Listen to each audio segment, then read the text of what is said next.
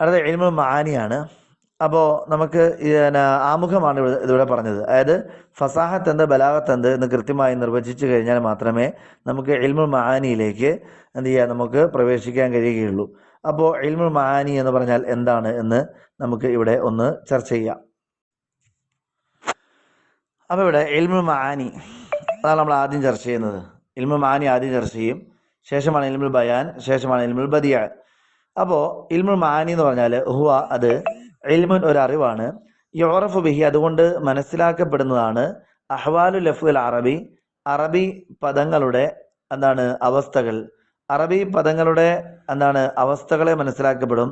അല്ലത്തി ബിഹ ആ അവസ്ഥകൾ കൊണ്ട് അല്ലെങ്കിൽ ആ രൂപങ്ങൾ കൊണ്ട് യുതാബിഖു യോജിക്കുന്നതാണ് കലാമ് യുതാബിഖു ആ അറബി പദം യോജിക്കുന്നതാണ് മുഖ്തദൽ ഹാലി സന്ദർഭത്തിന്റെ താല്പര്യത്തിനോട്. അതായത് ഒരു അറബി കലാമ്, ഒരു അറബി പദം അത് സന്ദർഭത്തിന്റെ താല്പര്യത്തിനോട് യോജിക്കാനായിട്ട് എന്തൊക്കെ കാര്യങ്ങളാണോ അനിവാര്യമായിട്ടുള്ളത് അത് മനസ്സിലാക്കി തരുന്ന വിജ്ഞാനമാണ് ഇൽമുൽ മആനി. മനസ്സിലായില്ലേ? ആ ഹാഷിയയിൽ ഒരു ഇതും കൂടെ കൊടുത്തിട്ടുണ്ട്. ഏറ്റവും നല്ല ഒരു താരീഫ് അതാണെന്ന് എനിക്ക് തോന്നുന്നു. ഹുവ ഇൽമുൻ യുബയ്യിനു ഇഖ്തിലാഫ സുവരിൽ കലാമിൽ ഇഖ്തിലാഫിൽ അഹ്വാലി. ഹുവ ഇൽമുൻ ഇൽമുൽ മആനി എന്ന് പറഞ്ഞ ഒരു ഇൽമാണ്. യുബയ്യിനു ഇഖ്തിലാഫ സുവരിൽ കലാമി കലാമിന്റെ രൂപങ്ങൾ മാറി മാറി വരുന്നത് വ്യക്തമാക്കി തരും. ലിഖ്തിലാഫിൽ അഹ്വാലി സന്ദർഭങ്ങൾ വ്യത്യാസമാകുന്നതിന്റെ പേരിലാണെന്ന്.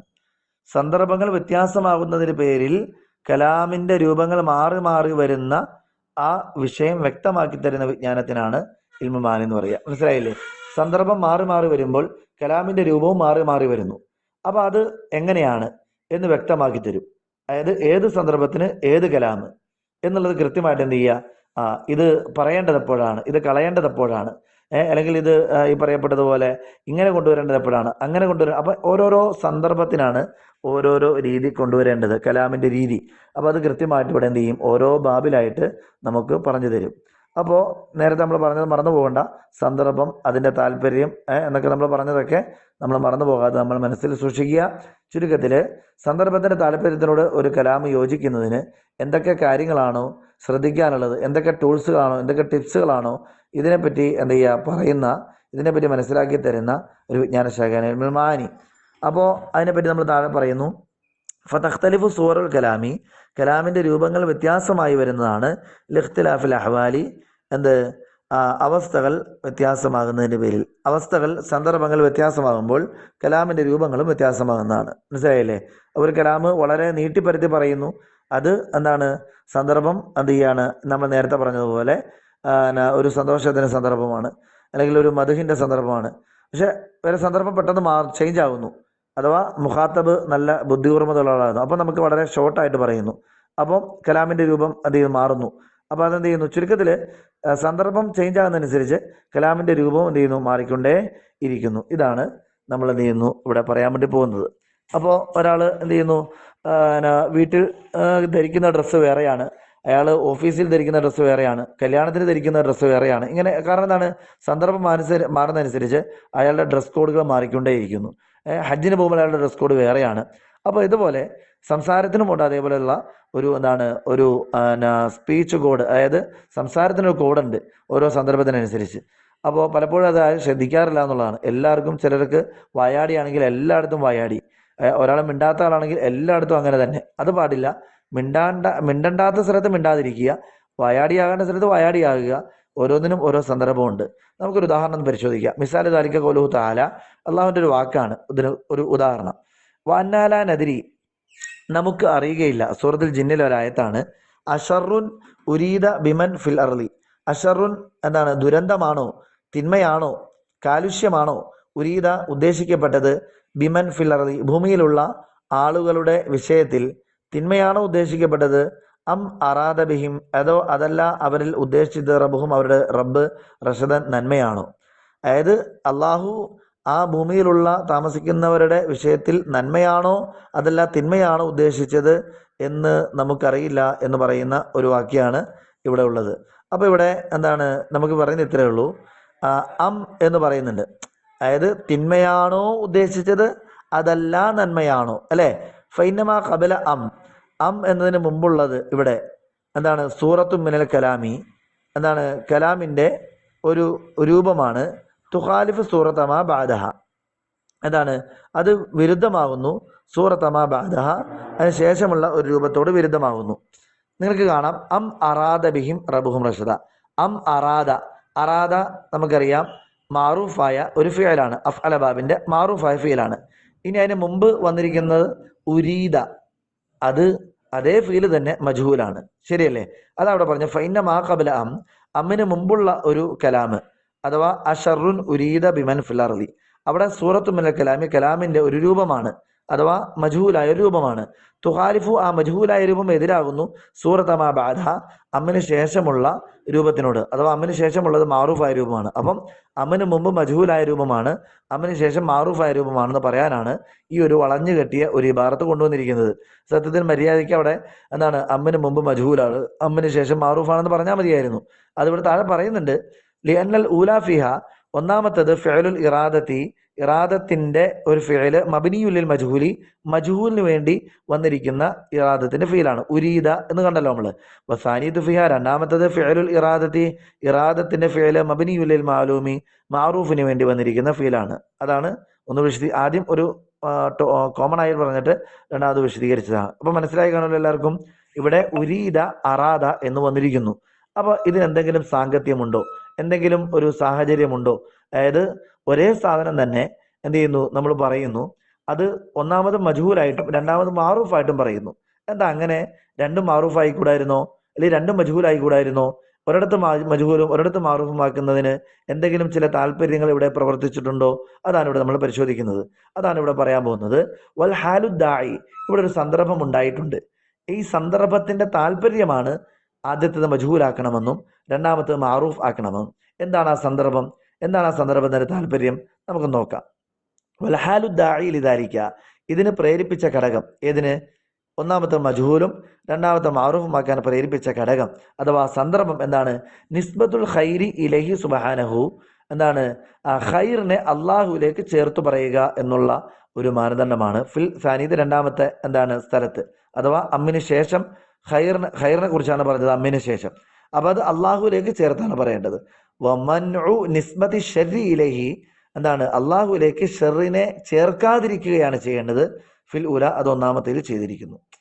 ഷെറിനെ പറ്റി പറയുമ്പോൾ അള്ളാഹുവിലേക്ക് ചേർക്കാതെ ഹൈഡ് ചെയ്ത് പറയലാണ് യുക്തി എന്ന് പറയുന്നത്, അല്ലെങ്കിൽ മര്യാദ എന്ന് പറയുന്നത്. നന്മയെ പറ്റി പറയുമ്പോൾ അള്ളാഹുവിലേക്ക് ചേർത്തും പറയുക. അതുകൊണ്ടാണ് ഒന്നാമത്തതിൽ ഷെറിനെ പറ്റിയാണ് പറഞ്ഞിരിക്കുന്നത്, അഷറുൻ ഉരീദ എന്നാണ് പറഞ്ഞത്. അതുകൊണ്ട് ഇവിടെ അള്ളാഹു എന്നുള്ള ആ ഫായിലിനെ ഹൈഡ് ചെയ്ത് നമ്മൾ എന്ത് ചെയ്യുന്നു, പറയുന്നു. അള്ളാഹുവിലേക്ക് ആ ഷെറിനെ ചേർക്കുന്നത് അനൗചിത്യമായതുകൊണ്ടാണ് അങ്ങനെ ചെയ്തത്. അം അറാദ ബിഹിം റബ്ബുഹും റഷദ, രണ്ടാമത്തതിൽ അവിടെ നന്മയെ പറഞ്ഞപ്പോൾ അവിടെ അറാദ മാറൂഫായിട്ട് പറഞ്ഞിരിക്കുന്നു. അപ്പോൾ എന്തുകൊണ്ടാണ് അള്ളാഹുവിനെ അവിടെ വ്യക്തമാക്കുന്നു? കാരണം നന്മയാണ് അവിടെ പറയപ്പെടുന്നത്. നന്മയായതുകൊണ്ട് അള്ളാഹുവിനെ അവിടെ വ്യക്തമാക്കാം എന്നുള്ളതാണ് നമ്മളവിടെ പറയുന്ന ഒരു കാര്യം. ചുരുക്കത്തിൽ ഇവിടുത്തെ സന്ദർഭം എന്താണ്? അള്ളാഹുവിലേക്ക് നന്മ ചേർത്ത് പറയുക, അള്ളാഹുവിൽ നിന്ന് തിന്മയെ അവോയ്ഡ് ചെയ്യുക, ഹൈഡ് ചെയ്യുക, മറച്ചു പറയുക, അല്ലെങ്കിൽ ഒഴിവാക്കുക. അപ്പൊ ഇതാണ് സന്ദർഭം. അപ്പൊ അതിന്റെ താല്പര്യം എന്താണ്? ഇവിടുത്തെ താല്പര്യം മജ്ഹൂലായിട്ടും മാറൂഫായിട്ടും പറയുക എന്നുള്ളതാണ്. അപ്പോൾ അള്ളാഹു അവന്റെ കലാമ് ഒന്നാമത്തേൽ മജ്ഹൂലായിട്ടും രണ്ടാമത്തേൽ മാറൂഫായിട്ടും കൊണ്ടുവന്നപ്പോൾ ഇവിടുത്തെ സന്ദർഭത്തിന്റെ താല്പര്യത്തിനോട് ഈ ആയത്ത് യോജിച്ചു എന്ന് നമ്മൾ പറയും. അപ്പോൾ ഇതാണ് നമ്മൾ ഇബ്നുൽ മഅനി ചർച്ച ചെയ്യുന്നത്. മനസ്സിലായില്ലേ? ഇവിടെ മജ്ഹൂലായിട്ട് കൊണ്ടുവന്നാൽ, മാറൂഫായിട്ട് കൊണ്ടുവന്നാൽ ഇവിടെ ഈ പറയപ്പെട്ട താല്പര്യത്തോട് നമുക്ക് യോജിക്കാൻ കഴിയും. അത് മനസ്സിലാക്കിയാൽ മാത്രമേ നമുക്കത് ചെയ്യാൻ കഴിയുകയുള്ളൂ. അതിനെപ്പറ്റിയാണ് ഇൽമുൽ മഅനി നമ്മൾ ചർച്ച ചെയ്യുന്നത്. വയൻ ഹസറുൽ കലാമു, ചർച്ച കേന്ദ്രീകരിക്കുന്നതാണ് അലാ ഹാദൽ ഇൽമി, ഇൽമുൽ മഅനിയിൽ ഫി സമാനിത ബാബിൻ, 8 ബാബുകളിലായിട്ട്, ഖാത്തിമത്തിൻ, ഒരു പര്യവസാനവും. 8 ബാബും ഒരു പര്യവസാനവും എന്നുള്ള ഇതാണ് നമ്മൾ ഇൽമുൽ മഅനിയിൽ ചർച്ച ചെയ്യുന്നത്. അപ്പോൾ ഇൽമുൽ മഅനിയിൽ 8 ബാബുകൾ നമ്മൾ പഠിക്കും. 8 ബാബുകൾ നമ്മൾ പഠിക്കുന്നതിലൂടെ നമുക്ക് ഒരു കലാമ് വ്യത്യസ്തമായ രൂപം പ്രാപിക്കുന്നത് അത് സന്ദർഭത്തിന്റെ വ്യത്യസ്തമായ സാഹചര്യങ്ങളും താല്പര്യങ്ങളുമാണ് എന്ന് നമുക്ക് കൃത്യമായിട്ട് മനസ്സിലാക്കാൻ കഴിയും.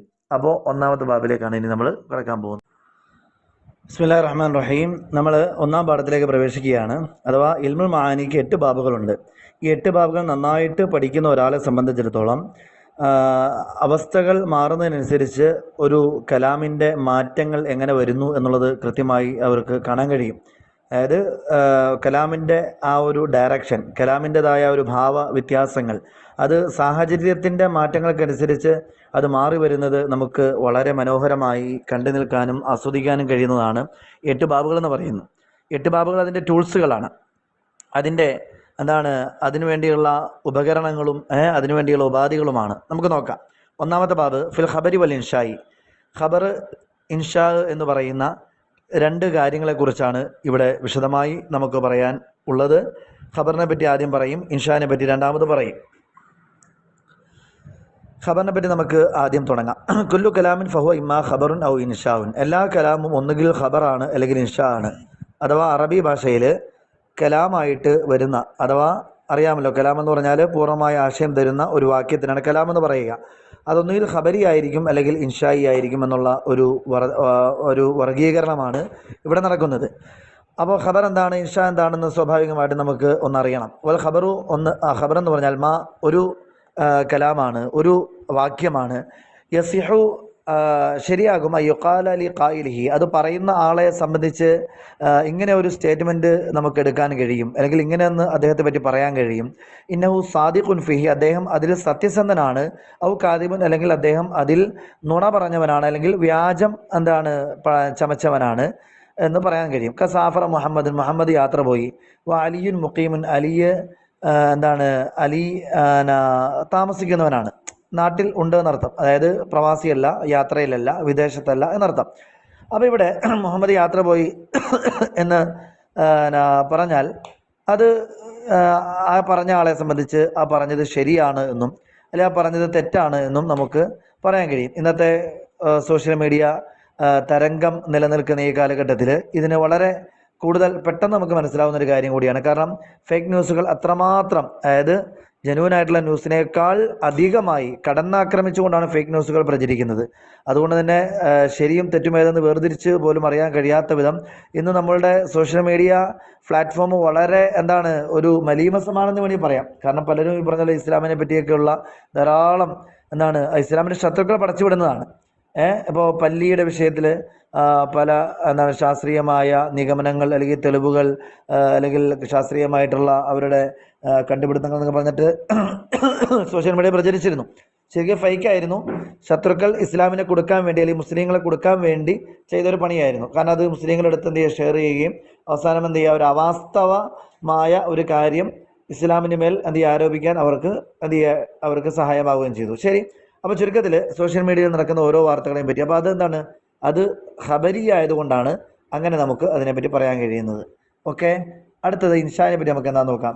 അപ്പം ഖബരിയിൽ നമുക്കൊരു ഉദാഹരണം പറയാം. ഇപ്പം ഷിഹാബ് ചോറ്റൂർ നടന്ന് ഹജ്ജിന് പോവുകയാണ്. അപ്പോൾ ഒരാൾ പറയുകയാണ് ഷിഹാബ് ചോറ്റൂർ വാഹനത്തിൽ കയറി എന്ന് പറഞ്ഞു. ഉദാഹരണത്തിന് കർണാടകയിൽ വരെ അദ്ദേഹം നടന്നാ പോയത്. ഒരാൾ പറയാണ് കർണാടകയിൽ നിന്ന് അദ്ദേഹം നടന്നും എടുത്തിട്ട് അദ്ദേഹം വാഹനത്തിൽ കുറച്ച് ദൂരം യാത്ര ചെയ്യാൻ വിചാരിച്ചു അല്ലെങ്കിൽ യാത്ര ചെയ്തു എന്ന് പറയുമ്പോൾ അത് പെട്ടെന്ന് ചിലപ്പോൾ നമുക്കത് ശരിയാണെന്ന് തോന്നും. അപ്പോൾ അത് ശരിയല്ലായിരിക്കും.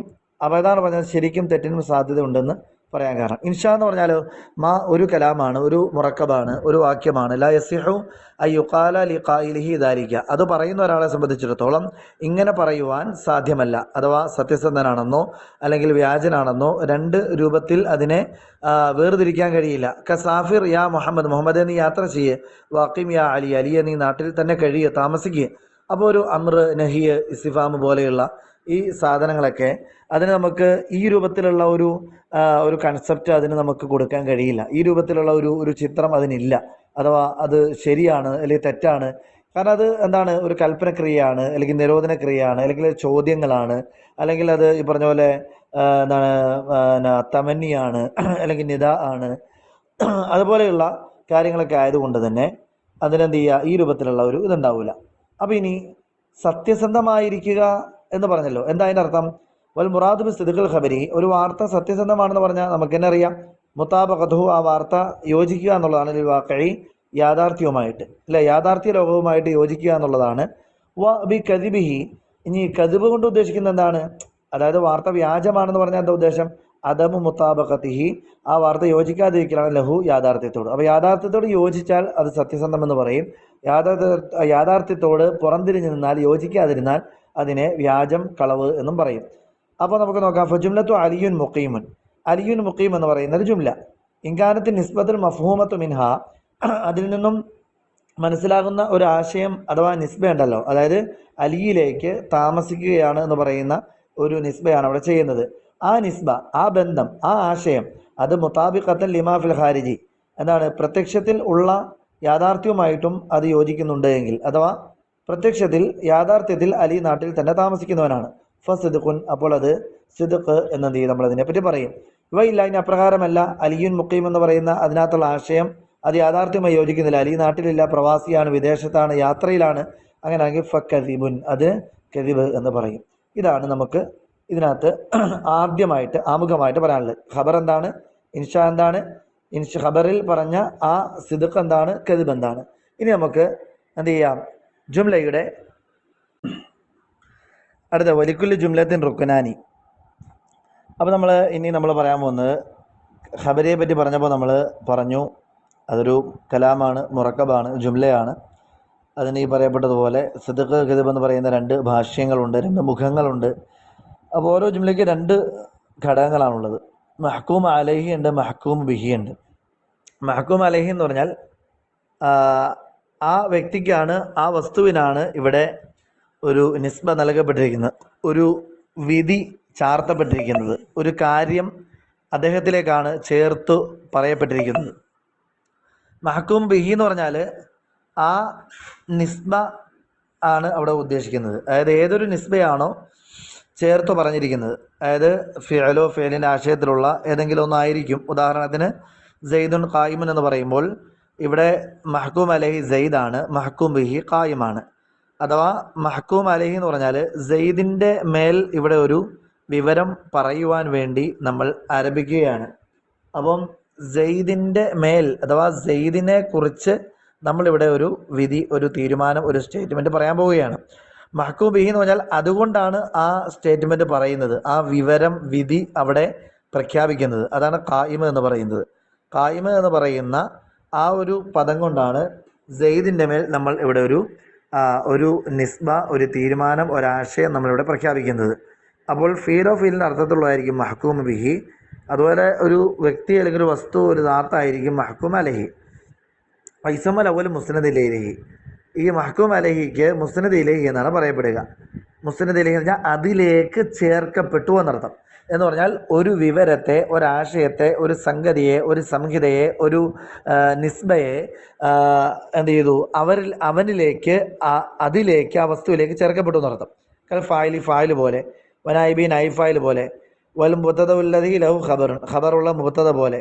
അപ്പോൾ ഇവിടെ ഇതിനകത്തൊക്കെ നമുക്ക് എന്ത് ചെയ്യാൻ കഴിയും, ഫായിലിൽ ഫിഅല് എന്നതിൻ്റെ ആശയം ഫായിലിലേക്ക് ചേർക്കപ്പെട്ടിരിക്കുന്നു.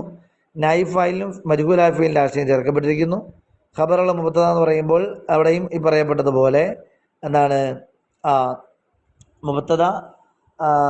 മുബത്തദയിലേക്ക് ആ ഖബറിൻ്റെ ആശയം ചേർക്കപ്പെട്ടിരിക്കുന്നു. ഇസമ്മസാനി മുസ്നദൻ, രണ്ടാമത്തതിന് മുസ്നദ് എന്ന് പറയപ്പെടും.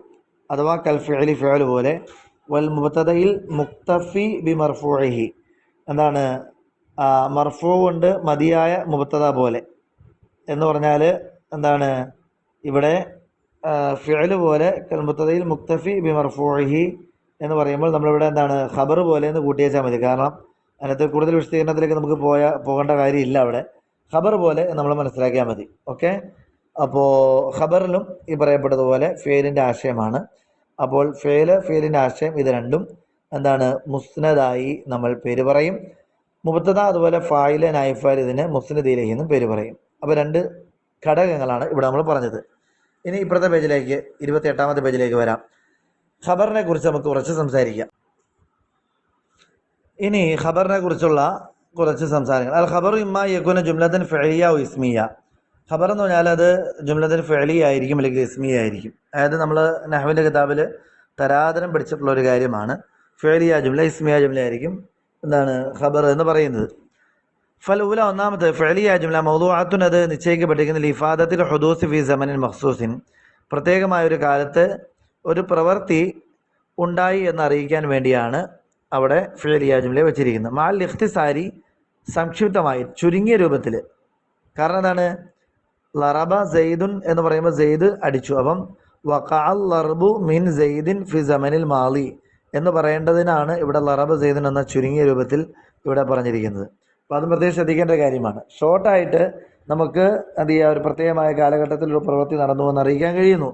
വഖത്ത് തുഫീദുൽ ഇസ്തിമറാർ തജദ്ദുദിയ ബിൽ ഖറായിനി ഇദാ കാന അൽ ഫിഅലു മുദാരിയൻ.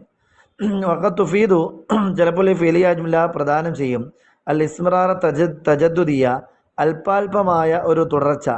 അതായത് എന്താണ്?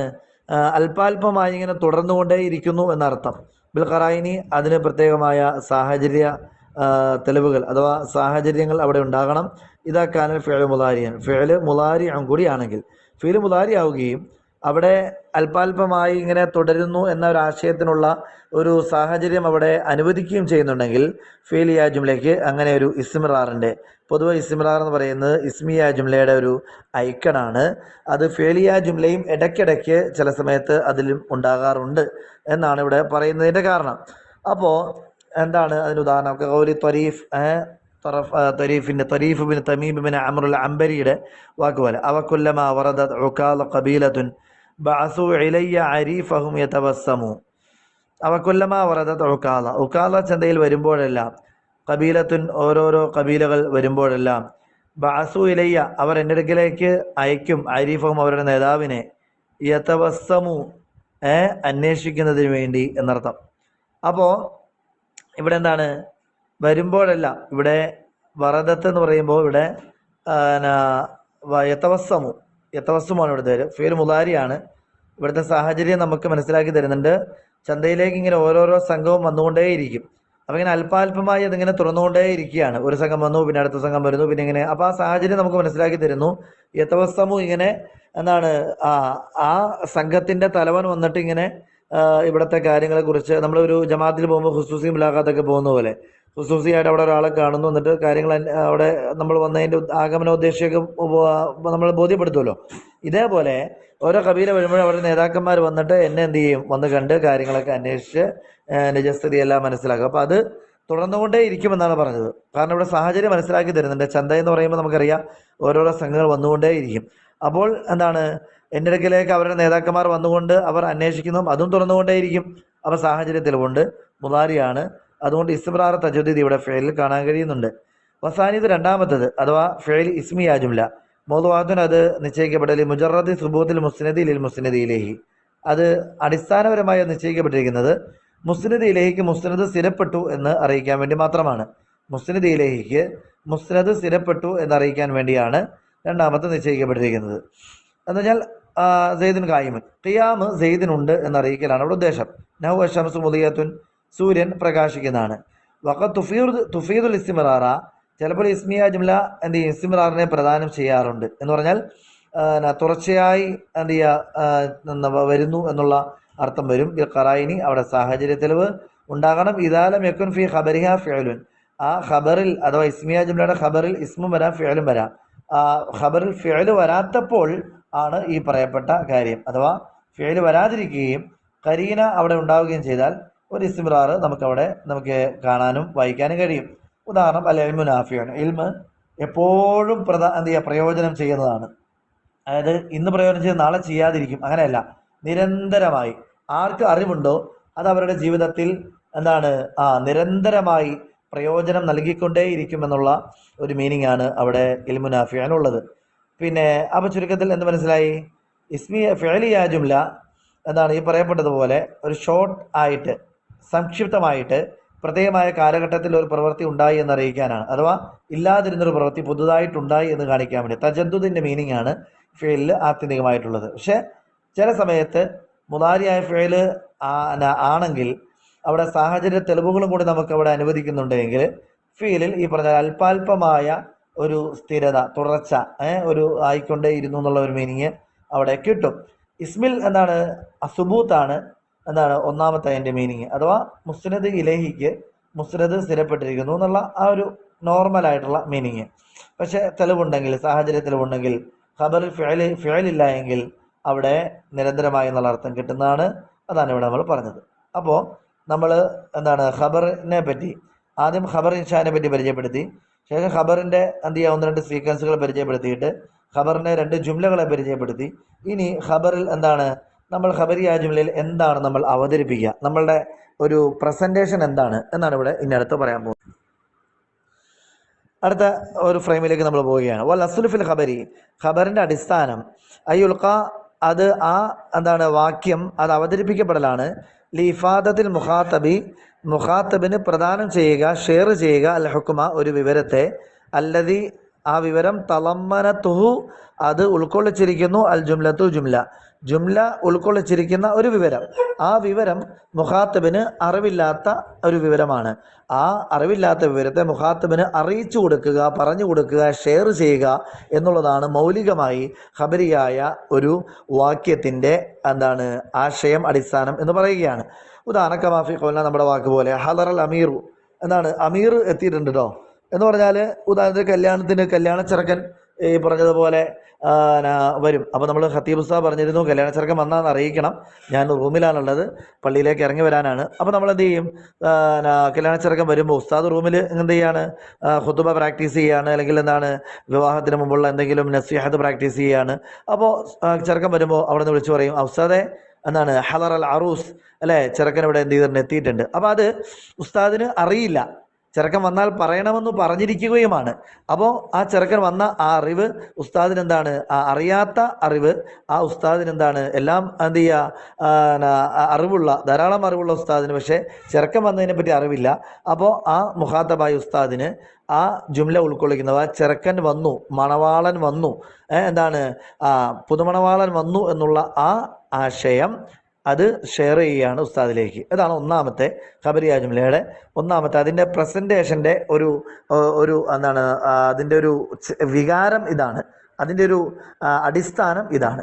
രണ്ടാമത്തേത് നമ്മളെല്ലാം ചെയ്യാറുള്ളത് ഔൽ ഇഫാദതി, അല്ലെങ്കിൽ അറിയിക്കാൻ വേണ്ടിയാണ്, അന്നൽ മുത്തക്കല്ലിമ ആലിമും ബിഹി, ഈ സംസാരിക്കുന്ന ആൾക്ക് ഇതിനെക്കുറിച്ച് വിവരമുണ്ട് എന്ന് പറയാൻ വേണ്ടിയാണ് ഇവിടെ ചിലപ്പോൾ ഖബരിയ ജുംല ഉപയോഗിക്കുക. നഹു അന്ത ഹലർ താംസി, നീയല്ലേ ഇന്നലെ എന്ത് ചെയ്യുക പള്ളിയിൽ വന്നത് എന്ന് പറഞ്ഞാൽ, നീ വന്നു എന്നതിനെപ്പറ്റി നിനക്ക് എന്തായാലും അറിയാമല്ലോ. അപ്പം നിന്നോടത് പറയുന്നതിൻ്റെ ഉദ്ദേശം, താല്പര്യം എന്താണ്, നീ വന്നു എന്നുള്ള ഈ ജുംലയുടെ ആശയം അത് എനിക്കറിയാം, നീ ഇന്നലെ വന്നു പോയത് ഞാൻ കണ്ടിരുന്നു, ഞാൻ അറിഞ്ഞിരുന്നു, നീ ഇന്നലെ വന്നതിനെ പറ്റി നല്ല ബോധ്യം എനിക്കുണ്ട്. അപ്പോൾ അന്ത ഹലർത്ത അംസി എന്നുള്ള ഈ ജുംലയുടെ ആശയം അത് നിനക്ക് അറിയിച്ചു തരലല്ല, മുഖാത്തബിന് പറഞ്ഞു കൊടുക്കലല്ല ഉദ്ദേശം, മുഖാത്തബിനോട് എന്താണ് എനിക്ക് അതിനെപ്പറ്റി അറിവുണ്ട് എന്ന് ബോധ്യപ്പെടുത്തലാണ്. ചുരുക്കത്തിൽ ഈ 2 ലക്ഷ്യത്തിലാണ് ഖബരിയ ജുംലകൾ പറയാറുള്ളത്. അപ്പോൾ ഒന്നാമത്തതിന് ഒരു പേര് കൊടുക്കും, രണ്ടാമത്തതിന് വേറൊരു പേര് കൊടുക്കും. എന്താ നോക്കാം. വൈസമുൽ ഹുക്കുമു, ഇവിടെ ഹുക്കുമിന് ഫായിദത്തുൽ ഖബർ എന്നത് ഈ പേര് കൊടുക്കും. അതായത് നമ്മൾ ആദ്യം പറഞ്ഞല്ലോ ഒരു ഹുക്കുമ് എന്താണ് മുഖാത്തബിലേക്ക് ഷെയർ ചെയ്യുന്നു, അറിയാത്തൊരു ഹുക്കുമ്. അപ്പോൾ ഇവിടെ ഫായിദത്തുൽ ഖബർ എന്നാണ് അതിന് പറയുക. വക്കൗനുൽ മുത്തക്കല്ലിമി ആലിമൻ ബിഹി, മുത്തക്കല്ലിമ് ആ ഹുക്കുമിനെ പറ്റി അറിവുള്ളവനായിരിക്കുക എന്ന് പറഞ്ഞല്ലോ, രണ്ടാമത്തെ ലക്ഷ്യം. അതിന് ലാസിമുൽ ഫായിദ എന്ന് പറയും, അഥവാ ഫായിദത്തിൻ്റെ അനിവാര്യത. ഫായിദത്തുൽ ഖബർ പറഞ്ഞാൽ ഖബറിൻ്റെ പ്രയോജനം, ലാസിമുൽ ഫായിദ ഖബറിൻ്റെ പ്രയോജനത്തിന് അനിവാര്യത.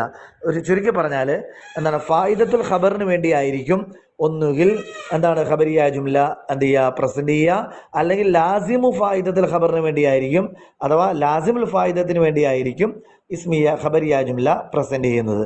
ഈ 2 ലക്ഷ്യത്തിൽ ഒന്ന് ഉറപ്പായിട്ടും ഖബരിയ ജുംലയുടെ എന്താണ് ആ പ്രസൻറ്റേഷൻ്റെ ലക്ഷ്യങ്ങളിൽ ഉണ്ടായിരിക്കുമെന്നാണ് ഇവിടെ പറയുന്നത്.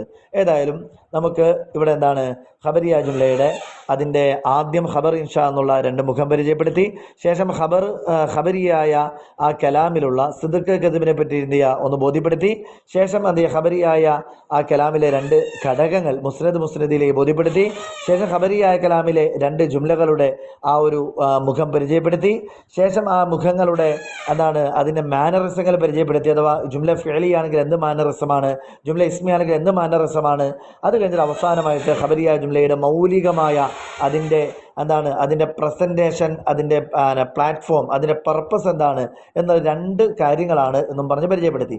ഇനി നമുക്ക് അപ്പോൾ ഇതിലൂടെ നമുക്ക് ഖബരിയായ കലാമിൻ്റെ ഒരു അടിസ്ഥാനപരമായ മുഖം നമുക്ക് പരിചയപ്പെട്ടു, നമുക്ക് മനസ്സിലായി.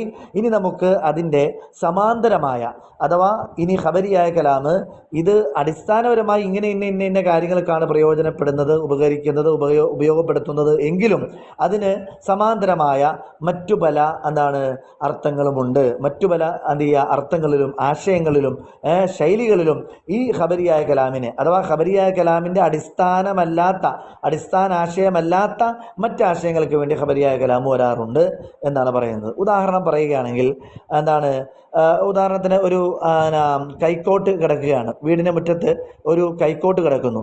അപ്പോൾ കൈക്കോട്ട് കിടന്നു, ഒരു പാമ്പ് പെട്ടെന്ന് അതിലൂടെ പോയപ്പോൾ കൈക്കോട്ട് കൊണ്ട് ആ പാമ്പിനെ കൊലപ്പെടുത്തി. അപ്പോൾ ആരെങ്കിലും ചോദിക്കുമോ, എന്താണ് പാമ്പിനെ അടിക്കാനൊരു വടി വീട്ടിൽ നമ്മൾ എടുത്തു വെച്ചിട്ടുണ്ടല്ലോ, എന്താണ് കൈക്കോട്ട് കൊണ്ടാണോ പാമ്പിനെ കൊല്ലുന്നത്? കൈക്കോട്ട് എന്നുള്ളത് അത് മണ്ണിളക്കാനും അതേപോലെ തന്നെ കുഴിയെടുക്കാനുമുള്ള ഒരു ഉപകരണമല്ലേ? അത് വെച്ച് പാമ്പിനെ കൊല്ലുന്നത് അസ്ഥാനത്തല്ലേ? അല്ലെങ്കിൽ അതുകൊണ്ട് പാമ്പിനെ കൊല്ലാൻ പാടുണ്ടോ എന്നൊക്കെ ചോദിച്ചാൽ ആ ചോദ്യത്തിന് തന്നെ ഒരു സ്പെല്ലിംഗ് മിസ്റ്റേക്ക് നമുക്ക് വായിക്കാൻ കാണാൻ കഴിയും അല്ലേ? കാരണം എന്താണ്, അവിടെ ആ കൈക്കോട്ട് ഉപയോഗിക്കുക എന്ന് പറയുന്നത് അവിടുത്തെ സാഹചര്യമാണ് അത് തീരുമാനിക്കുന്നത്. അത് കൈക്കോട്ടിൻ്റെ അടിസ്ഥാന ഉപയോഗം ശരിയാണ്, നമ്മൾ അംഗീകരിക്കുന്നു. അത് മണ്ണിളക്കലും കല്ലിളക്കലും അതേപോലെ കുഴിയെടുക്കലും എല്ലാമാണ് അത് അടിസ്ഥാന ഉപയോഗം. പക്ഷേ ഒരു പാമ്പിനെ പെട്ടെന്ന് കണ്ടപ്പോൾ അവിടെ അകത്തിരിക്കുന്ന വടിയെടുത്തുകൊണ്ട് വന്നിട്ട് പാമ്പിനോട് സലാം പറഞ്ഞിട്ട് അവിടെ നിൽക്കാൻ പറഞ്ഞാലൊന്നും നിൽക്കൂല, പാമ്പിങ്ങനെ ഇഴഞ്ഞു പോയിക്കൊണ്ടിരിക്കും. അപ്പോൾ അതുകൊണ്ട് ആ അകത്തിരിക്കുന്ന വടിയെടുത്തുകൊണ്ട് വരാനുള്ള ഒരു സാഹചര്യം അവിടെ അനുവദിക്കുന്നില്ല. അപ്പം ഒരു വളരെ ഒരു ടൈറ്റ് ആയിട്ടുള്ള ഒരു ടൈം ആണ് അവിടെ നമുക്കുള്ളത്. വളരെ ചുരുങ്ങിയ സമയമാണ്. ആ സമയം പ്രയോജനപ്പെടുത്തിയില്ല എങ്കിൽ നമുക്ക് അവിടെ ഒന്നും ആ ഒരു അവസരം നഷ്ടപ്പെട്ടു പോകും. അപ്പം അവിടുത്തെ സാഹചര്യം ഒരു സമ്മർദ്ദത്തിൻ്റെ സാഹചര്യമാണ്, ടൈറ്റായ ഒരു സാഹചര്യമാണ്. അപ്പോൾ ആ സാഹചര്യം നമ്മളെ ഈ കൈക്കോട്ടിൻ്റെ അടിസ്ഥാന ഉപയോഗം ആയ ആ ഒരു മണ്ണിളക്കുക എന്നതിൽ നിന്ന് മാറി ഈ പാമ്പിനെ കൊല്ലുക എന്ന് പറയുന്ന സമാന്തരമായ ഒരു പ്രയോജനത്തിലേക്ക് കൈക്കോട്ടിനെ കൊണ്ടുപോകാൻ ഉപയോഗിക്കാൻ നമ്മളെ നിർബന്ധിതരാക്കുന്നു. ഇത് കൈക്കോട്ടിൻ്റെ വിഷയത്തിൽ മാത്രമല്ല, ഭാഷയിലുമുള്ളതാണ്. ഭാഷയിൽ അഥവാ ഖബരിയായ കലാമിന് ഒരു മൗലികമായ ഒരു പർപ്പസ് ഉണ്ട്, ഒരു പ്ലാറ്റ്ഫോം ഉണ്ട്, ശരിയാണത്. പക്ഷേ പല സാഹചര്യങ്ങൾ മാറി വരുമ്പോൾ, പല സാഹചര്യങ്ങളിലേക്ക് നമ്മുടെ സംസാരങ്ങൾ കടന്നു പോകുമ്പോൾ ഇതേ ഖബരിയായ കലാമിനെ ഇതിൻ്റെ അടിസ്ഥാനപരമായ ആ ഒരു പ്ലാറ്റ്ഫോമിൽ നിന്ന് മാറ്റി നമുക്ക് ഉപയോഗിക്കേണ്ടതായി വരും. അങ്ങനെയുള്ള ചില തലങ്ങൾ, ചില ഘട്ടങ്ങൾ നിങ്ങളുടെ മുന്നിലേക്ക് പരിചയപ്പെടുത്താനാണ്. അതും നമ്മുടെ ഇൽമുൽ മആനിയുടെ അടിസ്ഥാനപരമായ കാര്യമാണ്. അഥവാ നമുക്കറിയാം സാഹചര്യങ്ങൾ, ഞാൻ പറഞ്ഞല്ലോ, സാഹചര്യങ്ങളുടെ അവസ്ഥകളുടെ മാറ്റങ്ങൾക്കനുസരിച്ച് കലാമിൽ വരുത്തുന്ന മാറ്റങ്ങൾ അത് മനസ്സിലാക്കലാണ് ഇൽമുൽ മആനിയുടെ അടിസ്ഥാനപരമായ ലക്ഷ്യം. അപ്പോൾ ഇവിടെ ഈ ഖബരിയായ കലാം തന്നെ അതിൻ്റെ യഥാർത്ഥ അർത്ഥത്തിൽ നിന്ന് മാറിയിട്ട് അതിന് നിശ്ചയിക്കപ്പെടാത്ത മറ്റ് സമാന്തരമായ അനൗദ്യോഗികമായ അർത്ഥങ്ങളിലേക്ക് വരികയാണ്. എന്നാൽ അത് സാഹചര്യമാണ് അതങ്ങനെ ഉപയോഗിക്കണം എന്ന് നമ്മോട് ആവശ്യപ്പെടുന്നത്. അപ്പോൾ സാഹചര്യത്തോട് യോജിക്കലാണ് ഫസീഹായ കലാം കൊണ്ട് സാഹചര്യത്തോട് യോജിക്കലാണ് ഒരു ബലീഗായ കലാമാകുന്നതിനുള്ള ഏറ്റവും വലിയ മാനദണ്ഡം. അതാണ് ഖുർആനിൽ ഉടനീളം വന്നിട്ടുള്ളത്. അപ്പോൾ നമുക്ക് ഖുർആനിലെ കുറേ ആയത്തുകൾ കൊണ്ട് തന്നെ നമുക്ക് ഈ കാര്യം മനസ്സിലാക്കി തരാം. വഖദ് യുൽഖൽ ഖബറു ലി അഗ്റാദിൻ ഉഖ്റ, ഖബരിയായ കലാം മറ്റു പല ലക്ഷ്യങ്ങൾക്ക് വേണ്ടിയും അവതരിപ്പിക്കപ്പെടാറുണ്ട്. അടിസ്ഥാനപരമായി ഇവിടെ ഫായിദത്തുൽ ഖബർ ലാസിമു ഫായിദ എന്ന് പറയുന്ന ഈ രണ്ട് ലക്ഷ്യങ്ങൾക്കപ്പുറത്തേക്ക് അത് മറ്റ് പല ലക്ഷ്യങ്ങൾക്ക് വേണ്ടിയും ഇത് ഉപയോഗിക്കപ്പെടാറുണ്ട്. 6 ഇവിടെ ചുരുക്കി ഇവിടെ നിങ്ങളുടെ മുന്നിൽ അവതരിപ്പിക്കുകയാണ്. അപ്പോൾ 6 ആശയങ്ങൾ. ഈ 6 ആശയങ്ങൾ ഖബരിയായ കലാമിൻ്റെ അടിസ്ഥാന ആശയമല്ല. അതായത് ഒന്നുകൂടെ വ്യക്തമായിട്ട് പറഞ്ഞാൽ ഇൻഷായിയായ കലാമിൻ്റെ ആശയമാണ്. ഇനി മറച്ചു വെക്കേണ്ട കാര്യമില്ല. ഇൻഷായിയായ കലാമിൻ്റെ ആശയങ്ങളാണ് ഈ 6 എണ്ണവും എന്ന് വേണ്ടി നമുക്ക് പറയാം. അപ്പോൾ ചുരുക്കത്തിൽ ഖബരിയായ കലാമിൻ്റെ ആശയം അല്ല ഈ 6 എണ്ണം. അപ്പോൾ ഇതെന്തുകൊണ്ടാണ്? സാഹചര്യമാണ് ഇങ്ങനെയുള്ള ആശയങ്ങളിലേക്ക് ഖബരിയായ കലാമിനെ വയലേറ്റ് ചെയ്യാൻ നമ്മെ നിർബന്ധിച്ചത്. കൈക്കോട്ടിൻ്റെ ഉദാഹരണം നമ്മൾ എല്ലാവരും ഓർമ്മ വയ്ക്കുക. ഒന്നാമത്തെ കൽ ഇസ്തിർഹാമി, കരുണ ആവശ്യപ്പെടുകയാണ്. ഫി ഖൗലി മൂസ അലൈഹി സ്വലാത്തു വസ്സലാം, മൂസാ നബി പറഞ്ഞു, കരുണ ആവശ്യപ്പെടുന്നു. റബ്ബി ഇന്നി ലിമാ അൻസൽത ഇലയ്യ, റബ്ബി രക്ഷിതാവ് ഇന്നി തീർച്ചയായും ഞാൻ ലിമാ അൻസൽത ഇലയ്യ, നീ എനിക്ക് ഇറക്കി തരുന്ന ഏതൊരു മിൻ ഖൈറിൻ നന്മയും ഉപകാരവും ഫഖീറുൻ അതിന് വലിയ ആവശ്യക്കാരനാണ് ഞാൻ അള്ളാഹുവേ. ഇവിടെ എന്താണ് ഖബരിയായ കലാമാണ്. പക്ഷെ അള്ളാഹുവിനോട് അള്ളാഹു നീ ഒന്ന് കരുണ കാണിക്കണേ എന്നുള്ള ഒരു എന്താണ് ദയാവായ്പിൻ്റെ അല്ലെങ്കിൽ ഒരു ദയാവായ്പ് അള്ളാഹുവിനോട് ആവശ്യപ്പെടുന്നതിൻ്റെ ഒരു കരുണയുടെ ഒരു ശബ്ദം ഇതിനകത്ത് നമുക്ക് കേൾക്കാൻ കഴിയുന്നുണ്ട്. അത് ഖബരിയായ കലാമിൻ്റെ ശബ്ദമല്ല, അത് സമാന്തരമായി വന്നിരിക്കുന്ന ഒരു ശബ്ദമാണ് എന്ന് മനസ്സിലാക്കുക. സൂറത്തുൽ ഖസസ് 24-ാമത്തെ ആയത്ത്. വൈലഹാരി ലോഫി, അതുപോലെ ബലഹീനതയെ ദൗർബല്യത്തെ പ്രകടിപ്പിക്കുക. ഫി ഖൗലി സക്കരിയ അലൈഹിസ്സലാത്തു വസ്സലാം, സക്കരിയ അലൈഹിസ്സലാത്തു വസ്സലാമിൻ്റെ വാക്കിൽ, റബ്ബി രക്ഷിതാവേ ഇന്നി വഹനൽ അദും മിന്നി, അള്ളാഹുവെ എൻ്റെ എൻ്റെ അസ്ഥികളെല്ലാം ക്ഷയിച്ചു പടച്ചവനെ, ബലഹീനമായി അള്ളാഹുവെ. അള്ളാഹുവിന് ഇത് അറിയിച്ചു കൊടുക്കലല്ല, അല്ലെങ്കിൽ എനിക്കറിയാമെന്ന് അള്ളാഹുവിനെ അറിയിക്കലല്ല, മുകളിലല്ല അത് തന്നെ. ഖബരിയ കലാമിൻ്റെ അടിസ്ഥാന ആശയം പറഞ്ഞല്ലോ, സ്വന്തം മറ്റൊരാൾക്ക് അറിയാത്ത കാര്യം അറിയിച്ചു കൊടുക്കുക, അല്ലെങ്കിൽ മറ്റൊരാൾക്ക് അറിയുന്നതാണെങ്കിൽ എനിക്കറിയാമെന്ന് അയാളെ ബോധ്യപ്പെടുത്തുക. അപ്പോൾ ഈ കലാമിലൊന്നും, ഈ പറയപ്പെട്ട 6 കാര്യങ്ങളിലും 6 ഉദാഹരണങ്ങളിലും നമുക്ക് ആ ഒരു മീനിങ് കാണാൻ കഴിയില്ല. ഫായിദത്തുൽ ഖബറും കാണാൻ കഴിയില്ല, ലാസിമുൽ ഫായിദത്തും കാണാൻ കഴിയില്ല. അള്ളാഹുവിന് അറിയാത്തതൊന്നും അല്ലല്ലോ ഈ അസ്ഥി ബലഹീനമായതൊക്കെ, അള്ളാഹുവിനെല്ലാം അറിയാം.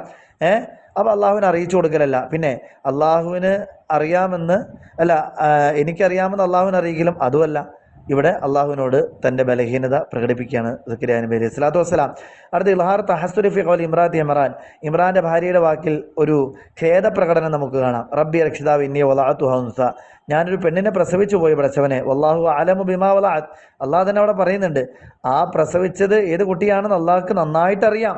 അപ്പം അവരാ പറഞ്ഞതിൻ്റെ ഉദ്ദേശം വളരെ വ്യക്തമാണ്. അള്ളാഹു താല വല്ലാഹു അലമു ബിമാ വലഅത്ത് എന്നും ഇവിടെ വ്യക്തമായിട്ട് പറഞ്ഞ സ്ഥിതിക്ക് അവർ പറഞ്ഞതിൻ്റെ ഉദ്ദേശം അള്ളാഹുവിനെ അറിയിക്കലല്ല എന്നുള്ളത് വളരെ കൃത്യമായി. ഫായിദത്തുൽ ഖബറല്ല എന്ന് അള്ളാഹുവിൻ്റെ വാക്കിലൂടെ തന്നെ വ്യക്തമായി.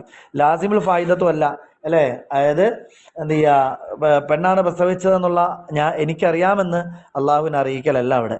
ചുരുക്കത്തിൽ അവിടെ തൻ്റെ ഖേദം, അഥവാ ബൈത്തുൽ മുഖദ്ദസിന് വേണ്ടി ഒരു ആൺകുട്ടിയെ ഇന്നി നദറത്തുലക മാഫി ബത്നി മുഹററൻ, ബൈത്തുൽ മുഖദ്ദസിൻ്റെ ആജീവനാന്ത സേവനത്തിന് വേണ്ടി തൻ്റെ ഉദരത്തിൽ വളർന്നു വരുന്ന ആൺകുട്ടിയെ എന്ത് ചെയ്യുക, നേർച്ച ചെയ്യണം, ഒഴിഞ്ഞു വെക്കണമെന്ന് മനസ്സിൽ ഉഗ്ര പ്രതിജ്ഞ ചെയ്തവരായിരുന്നു ഇമ്രാൻ്റെ ഭാര്യ ഹന്ന, അല്ലേ? അപ്പോൾ അവസാനം മറിയം ബീവിയാണ് ഉണ്ടായത്. അപ്പോൾ ചുരുക്കത്തിൽ അള്ളാഹുവിനോട് ഖേദപ്രകടനം, അള്ളാഹു ഇനി എങ്ങനെ സേവനത്തിന് നിർത്താൻ കഴിയുമോ എന്നുള്ള ആ ഒരു അങ്കലാപ്പാണ് അവരുടെ വാക്കിൽ പ്രകടമാകുന്നത്.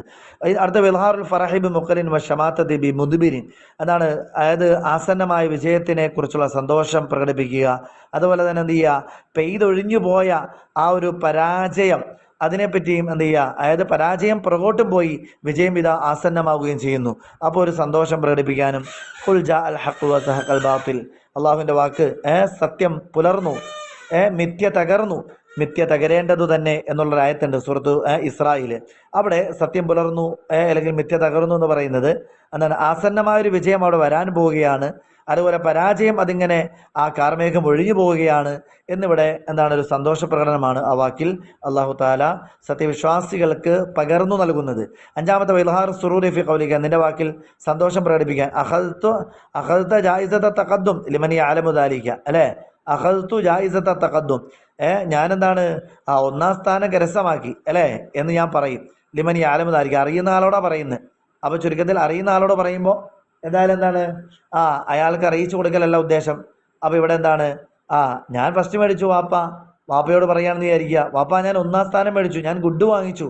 ഇതൊക്കെ സന്തോഷം പ്രകടിപ്പിക്കലാണ്. ഇതൊന്നും ഖബരിയായ കലാമിൻ്റെ അടിസ്ഥാന ഒരു അവതരണ പശ്ചാത്തലം അല്ലെങ്കിൽ അവതരണ പർപ്പസ് അല്ല ഇതൊന്നും. 6-ാമത്തെ തൗബീഹ്, ഈ പറയപ്പെട്ട പോലെ ആക്ഷേപിക്കുക. ഫി ഖൗലിക എന്നതിൻ്റെ വാക്കിൽ ആസിരി, ഗുരുത്തക്കേട് കാണിച്ച ഒരാളോട്. ഷംസു താലിയാത്തുൻ, സൂര്യനൊക്കെ ഉദിച്ചടേ എന്ന് പറഞ്ഞാൽ രാവിലെ എഴുന്നേൽക്കാതെ സുബഹി നമസ്കരിക്കാതെ കിടക്കുകയാണോ? സൂര്യൻ ഉദിച്ചു, അല്ലേ? ശരീരത്തിൽ സൂര്യപ്രഭ ചുരിഞ്ഞിരിക്കുകയാണ്, എന്നിട്ട് നീ ഇങ്ങനെ കിടക്കുകയാണോ?